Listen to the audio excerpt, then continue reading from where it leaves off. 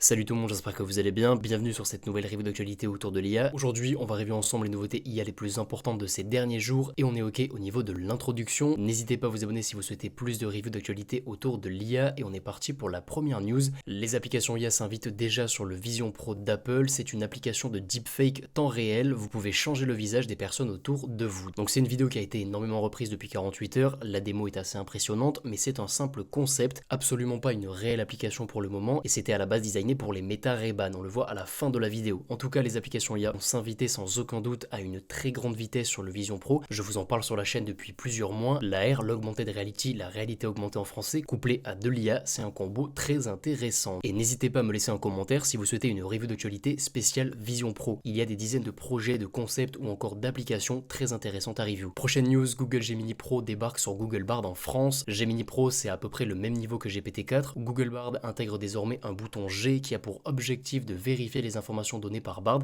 c'est très intéressant. Et ensuite, on a la possibilité de générer des images via Imagen 2, là encore, un modèle à peu près équivalent à DALL-E 3. Donc Google continue de rattraper son retard sur ChatGPT et GPT-4. Mais il manque selon moi toujours le plus important, c'est la partie communauté. Sans les GPT ou encore la partie API simplement accessible, l'adoption de Gemini se fera lentement. Google AI Studio, comparable avec le Playground d'OpenAI, n'est toujours pas accessible en France. Mais il reste une carte très intéressante à jouer dans les prochaines semaines pour Google, j'ai nommé Gemini Ultra. Et justement, c'est la prochaine news, la date de sortie de Gemini Ultra aux US aurait fuité, le modèle serait intégré à Google Bard d'ici quelques jours, le mercredi 7 février. Donc si Google sera un modèle supérieur à GPT-4, la partie communauté arrivera assez naturellement. Mais avec la fake entre guillemets démo qu'on a eu, c'est assez complexe d'être emballé sans pouvoir réellement tester Gemini Ultra. Gemini Advanced, c'est le nom de la formule payante qui intégrerait Gemini Ultra sur Google Bard. Et d'après cette fuite, toujours, Google Bard serait renommé Google Gemini. Dernière annonce de Google très intéressante, Google Image FX, vous promptez une image, comme on serait amené à le faire avec Midjourney ou DALL-E 3, mais Image FX va identifier les mots qui ont eu un impact sur la génération de votre image,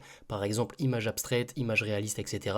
Et Image FX va vous proposer des alternatives pour chaque mot, avec une expérience utilisateur très agréable. Image FX est basé sur Imagen 2, je vous laisse ce comparatif Midjourney vs Imagen 2 en description, mais le modèle de Google est très intéressant. Prochaine news, Apple IA confirmé, Apple accélère depuis plusieurs mois sur l'IA et on a encore une nouvelle confirmation qu'iOS 18 sera très axé IA et je vous recommande l'excellente vidéo de Léo Duff qui résume très bien les enjeux pour Apple. Prochaine news, Hugging Chat Assistant, le hub IA préféré des développeurs continue à améliorer son chat. On a maintenant la possibilité de créer des assistants comparables à une version réduite des GPT. Un assistant Hugging Chat vous permet d'encapsuler un pré-prompt et d'utiliser facilement Mixtral 8x7b. Donc si vous appréciez particulièrement Mixtral 8x7b mais que vous souhaitez tout de même utiliser des GPT, Hugging Chat Assistant peut être une très bonne option. Prochaine news, Multi-Motion Brush continue de progresser. L'exemple montre la fermeture d'une porte, ça peut paraître assez basique, mais via Multi-Motion Brush, on n'est plus sur de simples démos contemplatives, mais on est sur des scènes de plus en plus réalistes. Prochaine news, le jeu Infinite Craft est disponible, donc c'est un jeu dopé à l'IA. La démo a beaucoup plu à la communauté il y a quelques semaines, et le jeu est désormais accessible. Vous avez la possibilité de créer des combinaisons entre des mots, et étant donné que les combinaisons sont imaginées par une IA, vous pouvez créer des combinaisons exclusives. Et il n'y a aucune magie particulière derrière le jeu, c'est une requête à un LLM du style GPT 3.5 avec un simple pré-prompt. Prochaine et dernière news, je commence à voir de très nombreux tweets positifs autour de Cursor AI. Cursor AI, c'est un éditeur de code boosté à l'IA et à la différence d'un plugin Visual Studio Code, Cursor est pensé dès le départ pour favoriser le développement avec l'aide d'une IA. Je vous prépare une vidéo dédiée sur le sujet puisque le logiciel est très intéressant et on arrive à la fin de cette review d'actualité